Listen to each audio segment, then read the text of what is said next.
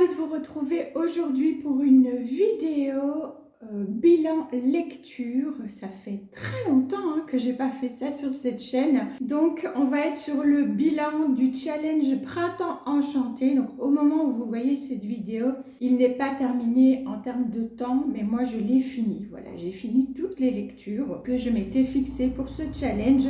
Il y en a 5 je crois, oui. Si j'en ai pas oublié une, j'avais l'impression que j'en avais 6. Bon, écoutez, j'en ai 5, voilà. Donc, je vais vous faire le petit bilan aujourd'hui. Prenez-vous un petit café, un petit thé, un petit chocolat chaud, ce que vous voulez. Installez-vous tranquillement et puis c'est parti, on y va. Alors, j'espère que ma voix, ça va aller parce que je commence à être malade. C'est génial, on adore. Merci à la Belgique et ses changements de température d'un jour à l'autre, voire sur la même journée, n'est-ce pas? Des fois, on se demande si on n'a pas les 4 saisons en une journée ici. Donc, voilà le résultat. Je commence à être malade et je sens que ma voix parfois part un petit peu. Donc, j'espère que ça va aller. C'est parti, on y va. Donc, j'avais choisi déjà cette BD le jour où le bus repartit sans elle de, alors il est mis Becca, Marco et Maëla aux éditions Bambou. C'est une BD à la base à ma fille. Voilà, je lui ai shippé et j'ai beaucoup apprécié. Ici, on suit Clémentine, une jeune fille qui est en pleine réflexion, qui ne se sent pas très bien. Elle est vraiment à la recherche du bonheur. Elle décide de faire un petit périple un petit peu spirituel, mais celui-ci ne va pas se passer comme prévu. Vous voyez le titre, le bus repart sans elle, mais néanmoins son aventure ne se termine pas là, bien au contraire, elle ne fait que commencer grâce aux rencontres qu'elle va faire. On est vraiment ici sur un petit cheminement comme ça pour comment en fait trouver le bonheur. Il y a, de par ces rencontres, des petites histoires qui vont lui être contées, des anecdotes aussi. Et elle va se rendre compte en fait de beaucoup de choses durant ce voyage qui semblait tourner mal, mais au final, pas tant que ça. Voilà, j'ai vraiment beaucoup apprécié. Il y en a d'autres. Il y a également le jour où elle a pris son envol, le jour où elle n'a pas fait Compostelle, le jour où il a suivi sa valise et le jour où la nuit s'est levée. Chaque tome est vraiment une petite histoire complète et je pense que j'essaierai de me trouver les autres parce que j'ai vraiment beaucoup aimé. J'aimais bien aussi les illustrations. Voilà, je les trouvais très douces dans les expressions aussi des visages. On est dans des couleurs plutôt chaudes, du brun, du vert, quelque chose de très chaud, très nature. Très bonne lecture. Si je devais donner une note avec des étoiles, je lui mettrais 4,5 même, parce que j'ai vraiment beaucoup apprécié cette lecture.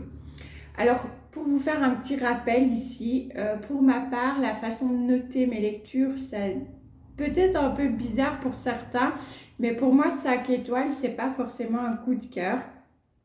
5 étoiles, c'est une lecture que j'ai vraiment surkiffée, à la limite du coup de cœur, et j'ai mes lectures coup de cœur, où là, j'utilise pas des étoiles, mais du coup, un petit cœur, voilà. Donc, comme ça, vous savez, il y a plein de façons qui existent. Il y en a qui ne mettent absolument pas d'étoiles, il y en a qui ne notent pas leur lecture aussi, voilà. Chacun fait vraiment comme il lui convient et comme il lui plaît. Et du coup, voilà, moi, c'est ma petite façon. J'ai les étoiles et ensuite, j'ai le petit cœur, si coup de cœur il y a eu. C'est pas le cas ici, mais néanmoins, j'ai vraiment beaucoup aimé. Donc, 4,5 pour les étoiles. 4,5 sur 5, quoi, si vous voulez. Ensuite, je vais passer à la dernière lecture que j'ai terminée. Il s'agit de La magie du foyer de Rachel Patterson aux éditions Danae. Donc ici, on est sur Trucs et astuces d'une vraie sorcière. Voilà, on est ici, vous l'aurez compris, sur un petit livre vie pratique sur comment amener de la magie dans notre foyer et plus particulièrement en cuisine. C'est vraiment ici, on plonge au cœur de la cuisine, mais pas que. Parce qu'on va avoir des bâtons de fumigation, On va voir comment faire des eaux de lavage naturelles pour nettoyer sa maison, aussi bien pour les poussières que la nettoyer énergétiquement également. Voilà. Il y a plein de petites choses à l'intérieur. On retrouve forcément les sabbats. Bon, ça, c'est toujours la partie un petit peu redondante, je trouve, dans ce type de livre, parce qu'on les a chaque fois. Même si on les retrouve, je trouve quand même que chaque autrice ou auteur amène un petit peu sa propre réflexion.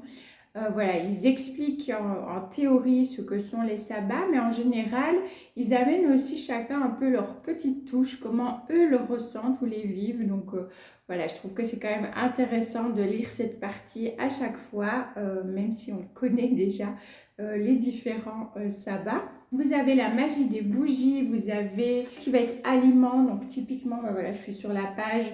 Vous avez les aliments avec leur correspondance magique. Donc, je vais prendre par exemple l'orange. On nous dit c'est pour l'amour, la chance et l'argent.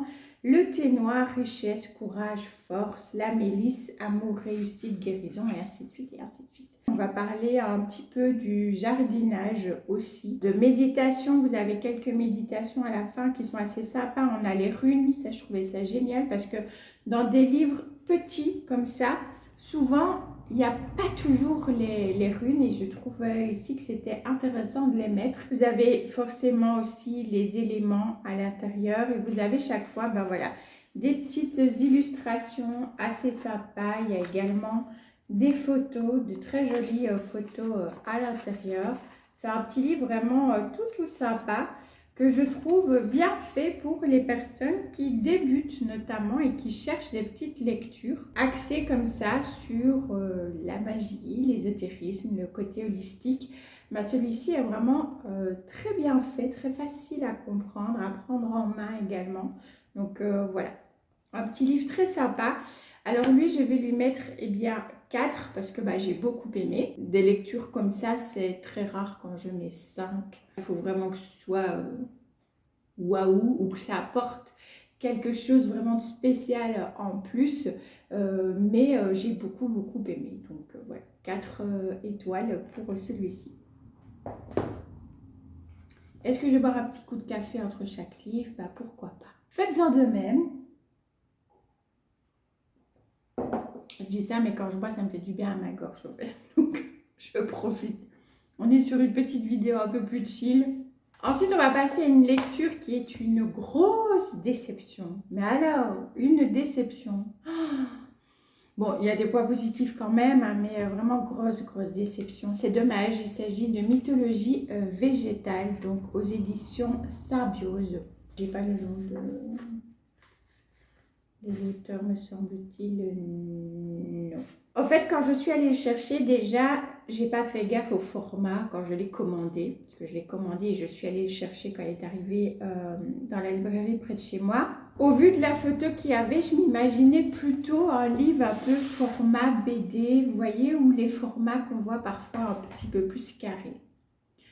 Donc déjà, quand je suis allée le chercher, que j'ai vu ce petit livre, je me suis dit, ah, ok, pas de souci. La photo de couverture est juste magnifique. Elle nous donne énormément de promesses. Elle nous donne des promesses de voyage comme ça, vraiment magique à travers les mythes des plantes, des fleurs et des arbres. On a ce côté un peu, ouais, un peu fantaisie comme ça avec la couverture. On nous dit ici qu'il est illustré par des plantes divines, des arbres mythiques. Voilà, alors qu'au fait à l'intérieur, bah, c'est pas en couleur déjà. Donc, alors j'aime bien le noir et blanc aussi, hein, mais là, voilà. C'est des dessins très, un peu sommaires, j'ai envie de dire. Bon là, il y a un petit effet qui se voulait être un effet bois. Voilà. Voilà, ça fait pas rêver en fait. Voilà, les illustrations à l'intérieur, voilà. Donc j'ai été très déçue, mais je me suis dit, Priscilla, t'arrêtes pas à ça, de toute façon tu vas le lire, si ça se dit, Ça va être vraiment génial à la lecture et disons que le soufflet est retombé à ce niveau-là aussi. C'est pas non plus dans la façon dont c'est narré, n'est-ce pas? C'est quand même très basique. Je vais pas dire scolaire, quand même pas, mais on n'est pas loin, je trouve. Dans la façon dont c'est raconté, c'est très basique, voilà. Et pour un livre comme ça qui donne vraiment du cachet par sa couverture avec derrière un résumé qui nous fait miroiter aussi quelque chose, vraiment comme je dis, un voyage comme ça hyper... ben c'est pas ça non plus. J'aurais préféré vraiment que ce soit raconté d'une autre manière. Après, c'est un avis tout à fait personnel, hein. Maintenant, voilà, il est très riche en informations. Il y a énormément de plantes. Machine à café, désolée. Battante, santé. Voilà. Il y a énormément, donc je disais, de plantes, d'herbes. Il y a pas mal d'arbres. On va retrouver les fameux arbres d'Adam, Yggdrasil, etc. à l'intérieur aussi. L'arbre de Judas, l'herbe des elfes. Après, on part vraiment sur l'amarante, l'aubépine, la chicorée, la fraise, etc. Donc, on apprend vraiment quand même pas mal d'informations, notamment la fraise. Voilà, j'ai appris des choses dessus que je ne connaissais pas. On a aussi à la fin des valeurs symboliques par rapport attribuées à certaines fleurs. Vous voyez ici, on a le laurier, bah, c'est la victoire et la gloire, l'ananas, la perfection, l'anémone, l'abandon. Donc à la fin, il y a aussi cette toute petite liste-là. On a les légumes aussi. On apprend pas mal de choses. Donc je ne dis pas qu'il est inintéressant, pas du tout. Il y a pas mal d'informations à l'intérieur qui sont vraiment très sympas. Mais c'est juste que j'ai été déçue de par le fait que voilà, ce n'est pas ce à quoi je m'attendais, tant au niveau visuel qu'au niveau narration. Déçue. Ça arrive, hein. Je ne sais même pas si je vais le garder, en fait. Donc, oui, c'est à ce point. Je l'ai lu, je suis contente de l'avoir lu. Mais voilà. Donc, pour celui-ci, j'aime pas mettre... Je vais mettre 2,5. Parce qu'il faut quand même reconnaître aussi un travail de recherche qui a dû être fait pour pouvoir rédiger ce livre. Encore une fois, qui est riche en informations, donc je tiens quand même à le souligner. Et pour le travail effectué, donc je vais mettre 2,5 parce que pour le reste, je n'ai pas vraiment apprécié. Voilà, désolée.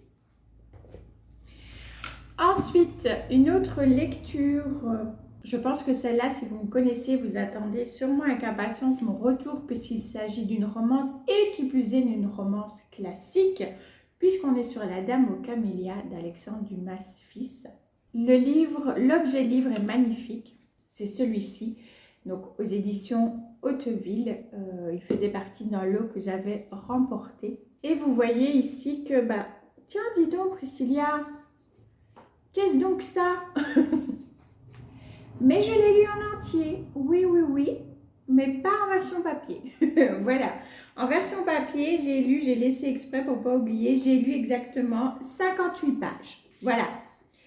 Alors, pas parce que je n'aimais pas la plume, franchement, j'aimais beaucoup la plume de l'auteur, d'Alexandre Dumas fils. Très très belle plume, vraiment poétique. Vraiment, oui, un petit peu à l'ancienne comme ça, j'aimais vraiment beaucoup. Mais comme la romance, c'est pas déjà ma tasse de thé, et il faut dire que c'est un roman quand même où il n'y a pas beaucoup d'action, quoi. Vous voyez, c'est lent, voilà. C'est une lecture toute douce, toute poétique, mais trop lente à mon goût, donc j'avais du mal à le reprendre et j'étais là, mais c'est pas possible. J'adore la plume de l'auteur, l'histoire a l'air vraiment super sympa à découvrir. Tout cet univers-là autour de cette dame aux camélias, hein, qui est un univers de dame de compagnie, on va dire ça comme ça. Donc, je trouvais ça très intéressant, la manière dont on abordait ce style de vie, à cette époque-là qui plus est, vous voyez. et comment est-ce qu'elles étaient vues, comment est-ce qu'elles ressentaient les choses aussi, comment est-ce qu'elles vivaient cette vie pas toujours rose pour elles, hein, il faut le dire. J'avais vraiment envie, mais j'arrivais pas à cause de cette lenteur. Mais, merci Brunaël. Voilà, je me suis mis aux lectures audio il y a quelques mois.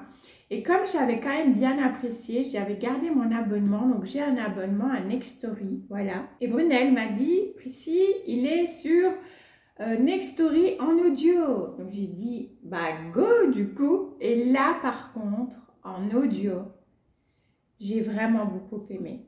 Là, ça passait pour moi beaucoup mieux à l'écoute qu'à la lecture comme ça. J'ai vraiment bien aimé. J'ai aimé découvrir la romance, cette romance particulière mais douce à la fois qu'il y a eu entre elle et son amant, Armand, si je dis pas de bêtises, parce que j'avoue que des fois, moi et les prénoms, voilà, mais je pense que c'est Armand.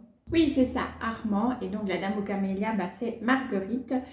Donc, j'ai apprécié découvrir cette romance. Il faut le lire pour découvrir parce que bah, c'est une romance, je ne sais pas si je peux dire singulière, mais un peu quand même. Enfin, voilà. C'est à découvrir, je trouve. Je vous conseille une romance classique en plus. Non, mais vraiment, j'ai beaucoup apprécié. Après, est-ce que je le relirai? Bah non. L'objet livre est très très beau, donc je suis quand même tentée de le garder, mais pareil, je ne sais pas si c'est un livre que je garderai dans ma bibliothèque, peut-être juste pour la beauté. Quelle note? C'est compliqué pour celui-là. Allez, je vais mettre 3,5. Pourquoi 3,5? Parce que bah, j'ai bien aimé l'histoire, j'ai bien aimé découvrir.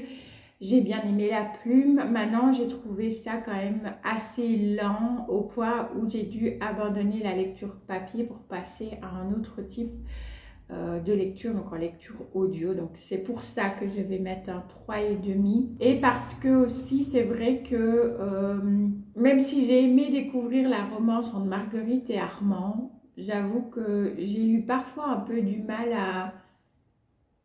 à comprendre ce petit Armand. Voilà. En tout cas, pour cette passion qu'il avait pour Marguerite.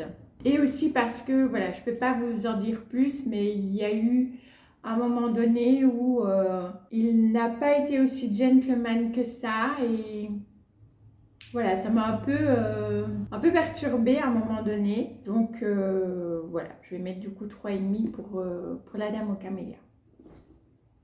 Et je termine avec une lecture qui fut une lecture commune du coup avec Brunaël justement. Il s'agit de Alardi Parfum Matcha de Michiko Aoyama.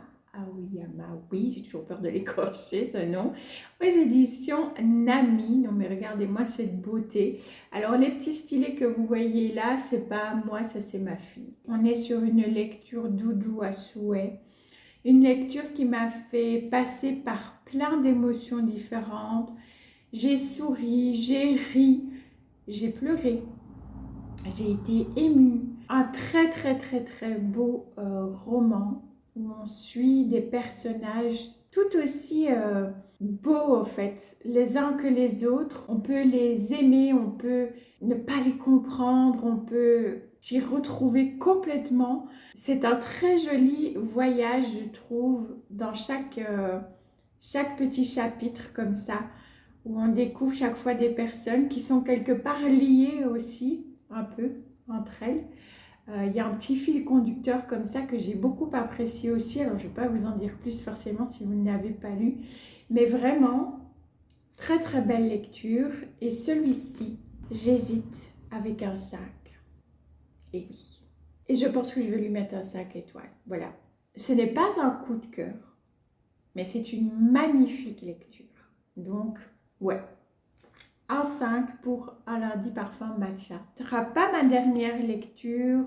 D'ailleurs, si vous avez vu ma vidéo précédente où je vous présente la deuxième saison du Season Book Challenge, donc celle de l'été qui va commencer du coup quand vous verrez cette vidéo incessamment sous peu, puisqu'elle démarrera le 21 juin jusqu'au 21 septembre. Bah, si vous ne l'avez pas vue, allez la voir parce que vous allez voir un deuxième petit bouquin de Michiko Aoyama. Voilà. Alors pour ceux qui ne savent pas, Michiko Aoyama, c'est une autrice et journaliste japonaise. Voilà. Donc n'hésitez pas à aller jeter un coup d'œil à la vidéo précédente. Et pour ceux qui arrivent sur cette vidéo-ci, eh bien oui, j'ai co-créé avec Brunaël du coup un challenge littéraire, le Season Book Challenge, qui est un challenge du coup qui dure toute l'année. Et oui, et chaque saison, c'est ça qui est cool, chaque saison vous avez un nouveau thème avec de nouvelles catégories et de nouveaux mots-clés associés pour pouvoir créer votre nouvelle pile à lire. Toujours, on essaye vraiment de garder l'esprit par rapport à la saison, d'essayer de proposer des lectures qui peuvent être complètement variées. C'est un challenge où il y a 3 niveaux pour le valider. Et le niveau 1, vous pouvez lire de 1 à 3 livres. Donc, vous imaginez, vous lisez un livre, vous avez validé votre challenge. Donc, si ça, c'est pas cool. Aucune frustration avec ce challenge pour la saison, hein. Bien évidemment, pas un livre sur l'année, mais un livre par saison. Bah, vous avez validé votre saison. Voilà, je vais dire ça comme ça. Je vous remettrai la vidéo de présentation aussi dans la barre de description. N'hésitez pas à y participer si vous souhaitez. Et si vous y participez, eh bien, n'hésitez pas à nous partager, à nous taguer et à utiliser le hashtag Season Book Challenge pour qu'on puisse du coup, eh bien, vous retrouver et aller voir vos piles à lire, voir vos vidéos, vos publications Instagram aussi. N'hésitez pas, voilà, nous, ça nous permettra de voir un petit peu eh bien, qui participe, de pouvoir relayer aussi, du coup, repartager, nous aussi, vos partages à vous, du coup, du challenge. Donc voilà, moi, en tout cas, j'ai vraiment apprécié celui-là passé avec toutes les participantes, pardon, et avec Brunaël aussi, forcément. On a hâte de commencer celui de l'été. Nos pales sont faites, hein, voilà, je vous ai déjà posté tout ça. Si le cœur vous en dit, si vous avez envie, ben, n'hésitez pas à nous rejoindre. On a aussi un petit groupe Instagram où on discute de livres du challenge, mais pas que. Voilà, on papote vraiment. C'est un petit espace qu'on a voulu créer avec vous pour partager sur le challenge, mais aussi sur d'autres lectures qu'on fait en parallèle, parce que parfois on lit aussi d'autres livres en parallèle de nos lectures du challenge. Et c'est vraiment cool. Donc voilà, faut pas hésiter si jamais à venir me trouver moi ou Brunaël sur Instagram si vous participez et que vous désirez nous rejoindre sur ce petit groupe. On vous y ajoutera avec grand plaisir. Du coup, ben voilà, j'en ai terminé pour mon petit bilan lecture sur la saison du printemps pour le Season Book Challenge. J'espère que ça vous aura plu. Si c'est le cas, ben n'hésitez pas à liker la vidéo. Ça me fait toujours très plaisir et puis ça peut m'aider aussi. Donc merci de tout cœur à vous. N'hésitez pas aussi à vous abonner si le cœur vous en dit, bien évidemment, comme d'habitude, et que le contenu vous plaît. Moi, je vous fais plein de gros bisous green. Je vous retrouve dans les commentaires pour papoter avec vous.